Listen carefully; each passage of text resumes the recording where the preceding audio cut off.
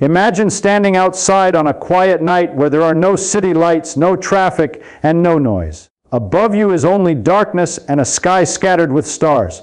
At first, your eyes might catch only a few bright points. But as your vision slowly adjusts, more stars begin to appear. What once looked like a mostly empty sky suddenly becomes crowded with light. Hundreds of stars become visible, and if the sky is clear enough, the faint band of the Milky Way stretches across the darkness like a pale river of light. Even then, what you are seeing is almost nothing compared to what actually exists. The Milky Way alone contains hundreds of billions of stars, and each of those stars might have planets orbiting around it. Beyond our galaxy, there are countless others scattered throughout the universe. Modern observations suggest that the universe contains hundreds of billions of galaxies, each one filled with stars, planets, gas, dust, and dark matter. The scale is so large that the human mind struggles to visualize it. Numbers become so enormous that they stop feeling meaningful. And yet, somewhere inside this enormous cosmic landscape, something unusual has happened. You exist, not just life in general. Not just a living creature somewhere on Earth. You specifically, this particular arrangement of atoms that forms your body, your brain, and your thoughts. At this moment, those atoms are organized in a way that allows you to read these words, think about them, and wonder about your own place in the universe. From the perspective of physics and cosmology, this situation is extremely strange. The universe is mostly empty. Vast regions of space contain almost nothing at all. Even inside galaxies, the distances between stars are enormous. If our sun were the size of a small coin, the nearest star would still be hundreds of kilometers away. Space is not crowded. It is quiet and sparse. So the first puzzle is simple. How did anything complex appear in such a mostly empty universe? To begin answering that question, scientists look back to the earliest moment we can study. According to current cosmology, the universe began expanding about 8 billion years ago in an event known as the Big Bang. This was not an explosion in space, it was the expansion of space itself. At that early moment, the universe was incredibly hot, dense, and simple. There were no stars and no galaxies. There were not even atoms yet. Instead, there was a hot mixture of elementary particles, protons, neutrons, electrons, and radiation moving rapidly in every direction. The entire universe was more like a glowing cloud of energy than anything resembling the structured cosmos we see today. As the universe expanded, it also cooled. Within the first few minutes, some of those particles began combining to form the simplest atomic nuclei. Most of them became hydrogen, and a smaller portion became helium. That was almost the entire chemical inventory of the early universe. There was no carbon, no oxygen, no iron, and none of the elements that make up rocks, oceans, or living organisms.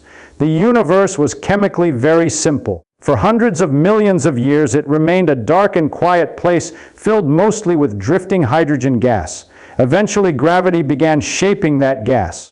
Tiny differences in density caused some regions to pull in more matter than others. Over long periods of time, these regions collapsed under their own gravity, forming the first stars. When those stars ignited, the universe entered a new phase. Light returned, energy flowed through space, and inside the cores of those stars, the complex chemistry required for life would slowly begin to emerge.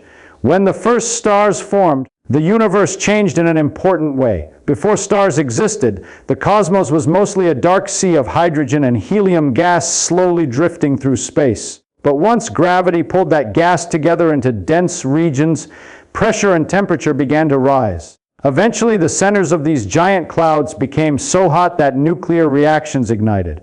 At that moment, a star was born. A star is not just a glowing object in the sky. It is an enormous natural reactor where the laws of physics operate under extreme conditions. In the core of a star, temperatures reach millions of degrees, and the pressure is so intense that atoms are forced together.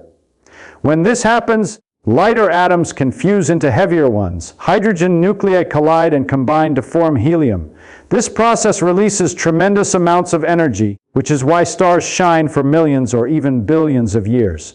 But the story does not stop with helium. In larger stars, The core becomes hot enough for helium atoms to fuse into carbon. Later, carbon can fuse into oxygen, neon, and other elements. Over long periods of time, stars slowly build many of the elements that are necessary for complex chemistry. Every step of this process happens through ordinary physical laws operating inside these massive spheres of plasma. Physicist Richard Feynman often emphasized that understanding nature means understanding the mechanism behind things that seem mysterious. When we say that the atoms in our bodies were created in stars, it might sound poetic, but scientifically, it is simply the result of nuclear physics unfolding over billions of years. However, stars cannot create all elements on their own while they are quietly burning. The most dramatic part of this process occurs when certain stars reach the end of their lives. Massive stars eventually run out of fuel in their cores. When that happens, gravity suddenly overwhelms the pressure that was holding the star up. The core collapses in a fraction of a second, and the outer layers rebound outward in a catastrophic explosion known as a supernova. These explosions are among the most energetic events in the universe. For a short time, a single supernova can shine brighter than an entire galaxy. During this violent moment, temperatures and pressures become so extreme that many heavier elements are created very quickly. Iron, gold, uranium, and many other elements form during these brief but powerful events. Then something important happens. The explosion throws those newly formed elements far into space. Instead of remaining trapped inside the star, they become part of enormous clouds of cosmic debris. Over millions of years, this material spreads through interstellar space, mixing with gas and dust left over from previous generations of stars. Eventually, gravity begins gathering that material again. New clouds form, and within them new stars begin to appear. Around many of these stars, leftover dust and gas flatten into spinning disks. Inside those disks are microscopic particles containing carbon, oxygen, silicon, iron, and many other elements produced in earlier stars. Those tiny particles are the raw materials for future planets. In other words, the elements required for rocks, oceans, and living organisms did not exist at the beginning of the universe. They had to be manufactured slowly by stars, then scattered across space through violent stellar deaths. Only after multiple generations of stars lived and died did the universe finally contain the chemical complexity needed for planets like Earth. Every atom of calcium in your bones, every iron atom in your blood, and every oxygen atom you breathe once passed through ancient stars long before our solar system existed. Your body is made from matter that has been traveling through the universe for billions of years, shaped and reshaped by the life cycles of stars. After generations of stars formed, burned their fuel, and exploded, the universe slowly became richer in chemical complexity. The gas clouds drifting through galaxies were no longer made only of hydrogen and helium. They now contained carbon, oxygen, silicon, iron, and many other elements scattered into space by earlier stellar explosions. This mixture of gas and dust became the raw material for a new stage of cosmic evolution. In many regions of space, gravity again began pulling these clouds together. When a cloud grows dense enough, it starts collapsing inward. As it collapses, it begins to rotate. This rotation causes the cloud to flatten into a wide spinning disk with a growing star forming at its center. This process has happened countless times throughout the history of our galaxy. About 6 billion years ago, one such cloud collapsed in a quiet region of the Milky Way. At the center of that collapsing cloud, the material became dense and hot enough to ignite nuclear fusion, forming our sun. Around this young star, the remaining gas and dust spread out into a rotating disk called a protoplanetary disk. Inside that disk were countless tiny particles, microscopic grains of dust made from the heavy elements produced in ancient stars. At first, these particles simply drifted through the disk, occasionally colliding with each other. Most collisions were gentle, allowing the particles to stick together. Over time, small clusters formed. These clusters collided with other clusters, gradually building larger and larger objects. At first, the objects were tiny, perhaps the size of sand grains or pebbles. But over thousands and then millions of years, gravity began helping the process. Larger objects pulled in more material, growing into kilometer-sized bodies known as planetesimals. These planetesimals continued colliding and merging, forming larger planetary embryos. The early solar system was not a calm environment, it was chaotic and violent. Newly forming planets constantly crashed into each other. Some collisions destroyed growing worlds, scattering debris across space. Others merged two large bodies into one even larger object. Over time, this process slowly built the planets that exist today. One of those planets was Earth. In its earliest stage, Earth looked nothing like the world we know. The surface was covered in molten rock. Volcanoes erupted constantly. Asteroids and comets frequently struck the planet, delivering energy and additional material from space. The young Earth was extremely hot, and its atmosphere was filled with gases like carbon dioxide, methane, and water vapor.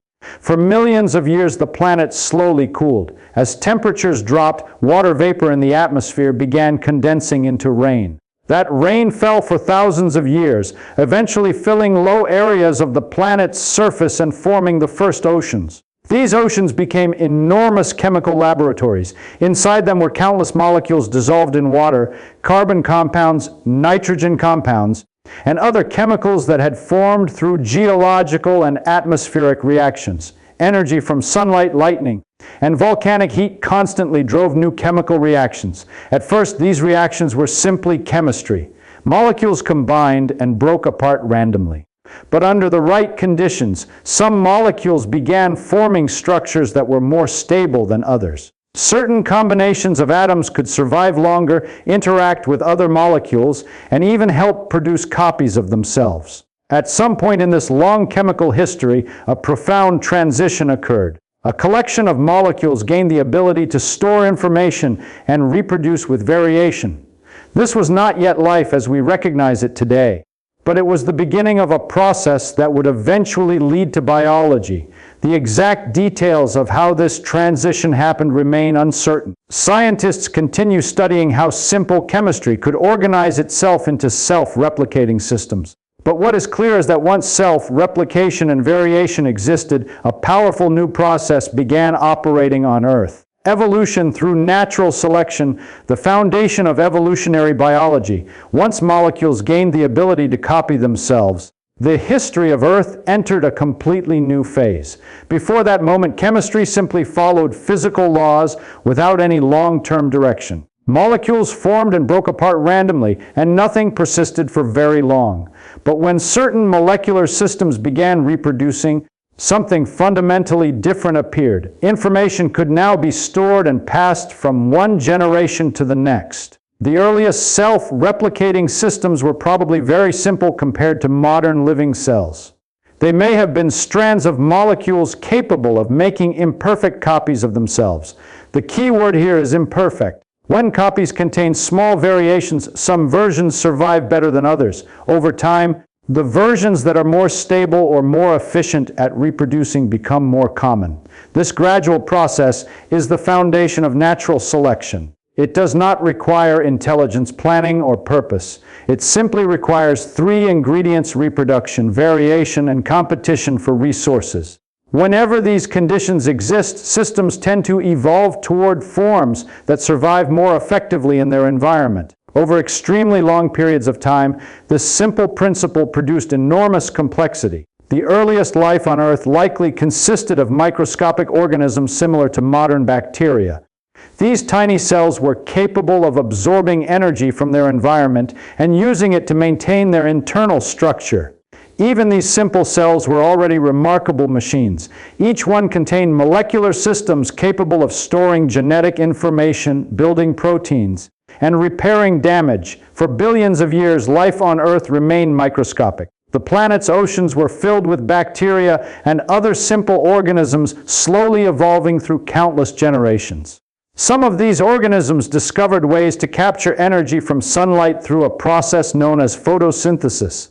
This ability dramatically changed Earth's atmosphere. Oxygen began accumulating as a byproduct of these reactions, slowly transforming the planet's chemistry. The rise of oxygen allowed new forms of metabolism to evolve. Cells began using oxygen to release energy more efficiently, enabling more complex biological structures to develop. Eventually, some cells formed partnerships with others, living together in cooperative systems.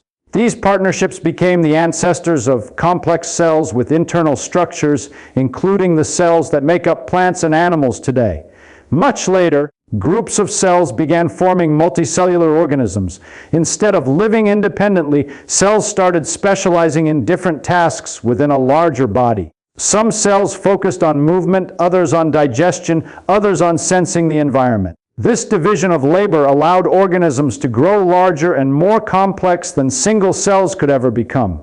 Over hundreds of millions of years, evolution produced an extraordinary diversity of life. Oceans filled with fish, land became covered with plants and forests, and animals developed new ways to move, hunt, and survive. At several points in Earth's history, mass extinction events dramatically reshaped this diversity. Entire groups of organisms disappeared while others expanded into the empty ecological niches left behind. One of the most dramatic of these events occurred about 66 million years ago during the Cretaceous-Paleogene extinction event. A massive asteroid impact triggered global environmental changes, wiped out most dinosaur species along with many other forms of life. Yet some small mammals survived this catastrophe. With the dominant reptiles gone, these mammals gradually spread into new environments. Over tens of millions of years, mammals evolved larger brains, more complex behaviors, and new ways of interacting with their surroundings. Among them were primates, animals with flexible hands, forward-facing eyes, and increasingly sophisticated nervous systems. These traits would eventually lead to a species capable of reflecting on its own origins and asking questions about the universe itself. The appearance of primates with larger brains set the stage for the evolution of humans, but your existence is the result of an extraordinarily long chain of events. It is not enough that the species Homo sapiens emerged for you to exist. Countless ancestors had to survive, reproduce, and meet under very specific circumstances. Every step in this lineage is a product of both evolution and chance. If any one of these events had gone differently, the particular combination of genes that makes you who you are would never have existed. Consider your immediate parents. Each of them represents a combination of genes inherited from their own parents. Those parents were influenced by countless random factors: surviving diseases, avoiding fatal accidents, finding food, navigating environmental challenges, and meeting the right partners at the right time. Every generation required millions of small, interconnected events to happen just so.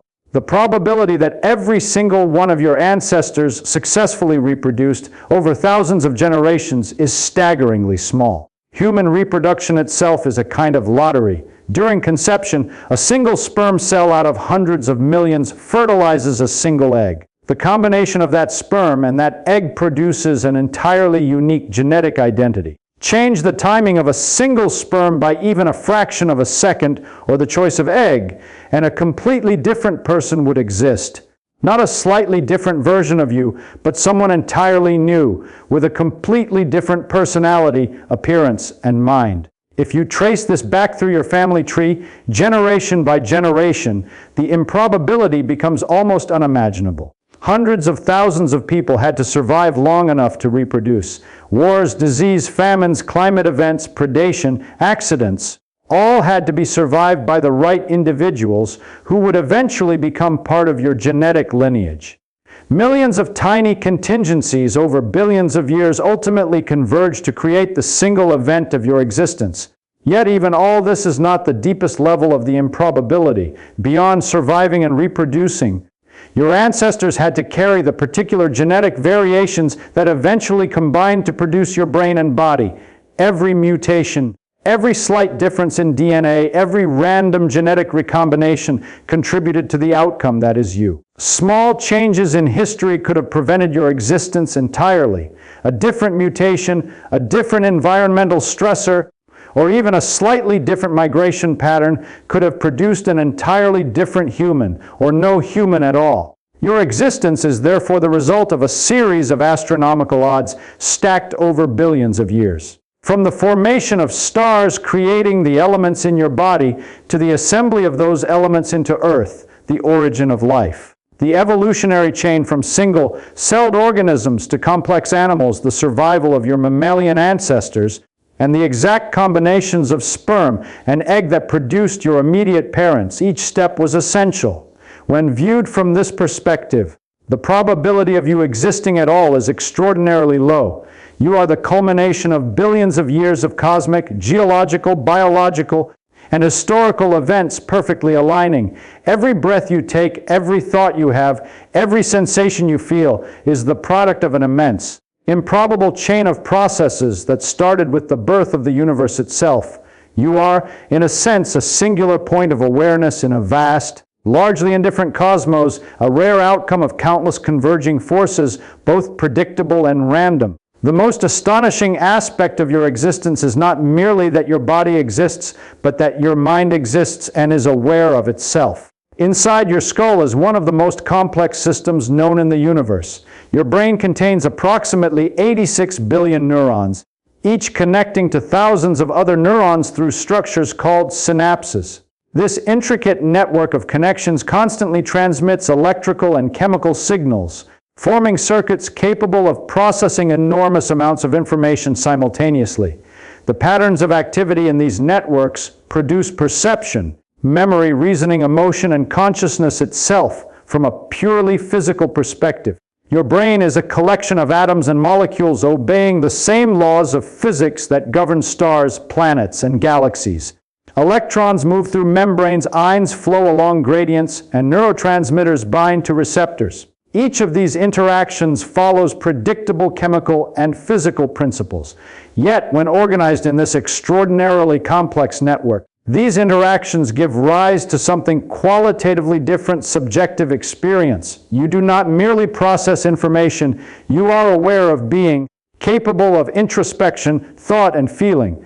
This phenomenon is known in philosophy and neuroscience as the hard problem of consciousness. While scientists can map neural activity, track signals between regions of the brain, and even predict certain behaviors based on brain patterns, there is no comprehensive explanation for why these physical processes generate conscious experience. How does the firing of neurons produce the sensation of seeing red, feeling pain, or thinking about the future? This question remains one of the deepest and most unresolved mysteries in science. Even without fully understanding consciousness, it is clear that the emergence of awareness is extraordinarily rare. Not every organism possesses it. Most living beings operate largely on instinct and programmed responses. Only a few species, humans among them, have evolved the capacity for reflective thought, abstract reasoning, and self-awareness. The evolution of such a sophisticated brain required not only the survival of countless ancestors,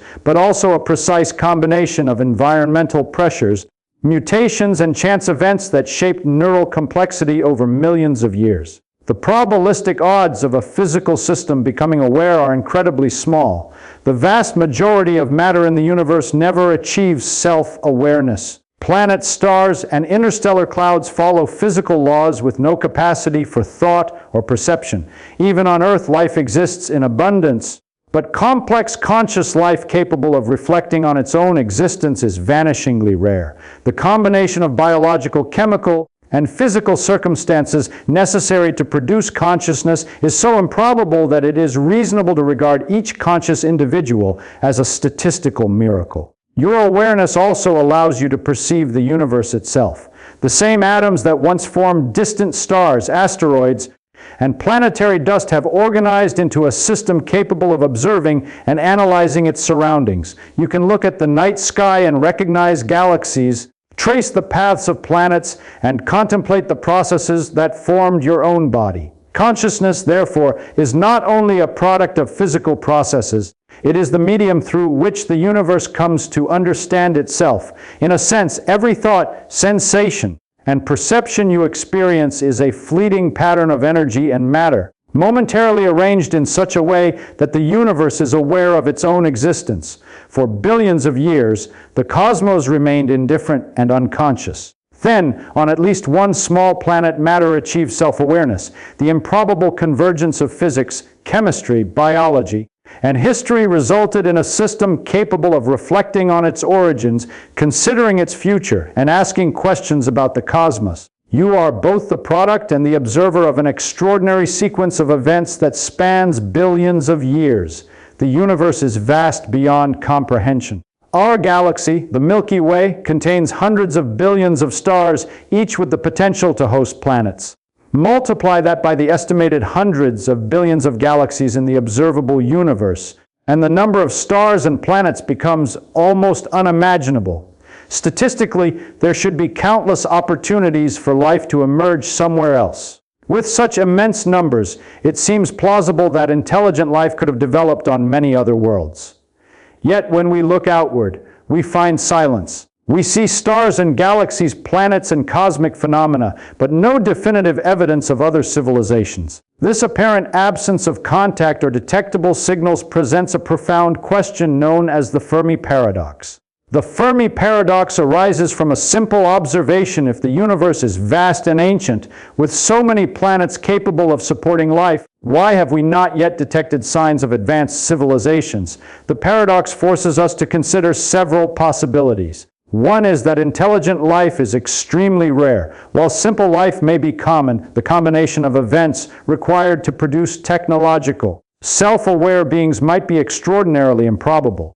Evolution on other worlds may rarely produce the necessary conditions for consciousness and civilization, just as it took billions of years on Earth to produce humans. Another possibility is that intelligent civilizations tend to destroy themselves before achieving interstellar communication. Technological progress might often outpace societal stability, leading to collapse, war, or environmental disaster. Civilizations could exist for a brief period, then vanish without leaving detectable traces. Given the immense timescales involved, the likelihood that two civilizations would exist simultaneously and be able to detect each other might be extremely low. A third consideration is that the universe is far larger than we can currently observe or measure. Our detection methods are limited, and signals from distant civilizations may take millions of years to reach us. Civilizations may exist but remain beyond our current technological capability to observe. They could also choose to remain hidden, intentionally or unintentionally, in ways we cannot yet comprehend. Despite these possibilities, what is undeniable is the rarity of conscious observers. Even on Earth, life is abundant, but species capable of reflective thought, abstract reasoning, and awareness of the cosmos are extremely limited. Human beings are exceptional in our capacity to analyze our surroundings, ask questions, and understand the physical laws governing the universe. Consciousness, in this sense, is a rare outcome of billions of years of evolutionary, chemical, and cosmic events. The vast emptiness of space surrounding us underscores the fragile and extraordinary nature of our existence. Planets with the right chemical composition, the right distance from their stars, and the right conditions for life are exceptional. Even on Earth, the specific series of events that allowed humans to evolve is highly improbable. The combination of environmental pressures, genetic variations, survival of ancestors, and countless random occurrences created the conditions for conscious life. The statistical odds of all these factors aligning perfectly are unimaginably small. From this perspective, every conscious individual represents a singular point of awareness in an otherwise largely indifferent universe. The rare emergence of intelligence and self-reflection allows the universe to observe itself. Through humans, the cosmos becomes aware of its history, its laws, and its possibilities. While we remain uncertain about other life in the universe, the very fact of our existence highlights the extraordinary improbability of consciousness emerging at all. Each moment of thought, perception, or reflection is a brief and remarkable convergence of cosmic, biological, and historical processes that could easily have gone differently. For billions of years, the universe existed without anyone to observe it. Stars formed and burned, galaxies collided and merged, planets coalesced, and cosmic dust drifted through space, all without consciousness to perceive or reflect on these events. Space and time unfolded according to physical laws, yet for nearly all of this history, there was no awareness to witness it. Then, on one small planet in a quiet corner of the Milky Way, an extraordinary convergence of conditions occurred. Matter, guided by the laws of physics and shaped by chance over billions of years, arranged itself into a system capable of self-awareness. The process began with the formation of stars, the creation of chemical elements, and the assembly of planets on Earth. Chemistry gradually became biology. Simple molecules formed self-replicating structures, which evolved over billions of years into increasingly complex organisms. Life survived mass extinctions, adapted to changing climates, and eventually produced primates with large, flexible brains. Over countless generations, evolutionary processes shaped organisms capable of sophisticated thought, reasoning, and perception. Among these creatures, humans emerged, bringing with them the capacity for reflective awareness. Your own existence is a product of this long chain of improbable events. The specific sequence of your ancestors surviving, reproducing, and meeting was extraordinarily unlikely. The precise combination of genetic material that produced your body and mind is a product of countless random occurrences. Every sperm and egg, every mutation, every environmental challenge over millions of years contributed to the outcome that is you. The probability that this exact arrangement would occur is staggeringly small, yet it happened. Consciousness is what allows the universe to become aware of itself. The atoms that were once part of ancient stars, asteroids, and interstellar dust have organized into a neural network capable of thought, reflection, and perception. Through your mind, the universe observes its own history, recognizes its laws, and contemplates its origins and future. You are the culmination of billions of years of cosmic, chemical, and biological processes, yet also the active observer of those processes. Your awareness is temporary. One day, the atoms in your body will disperse once more, returning to the environment. Stars will continue to form and die, galaxies will drift apart, and the universe will continue evolving according to its physical laws. Yet for a brief moment in cosmic history, matter has arranged itself in such a way that it can witness itself.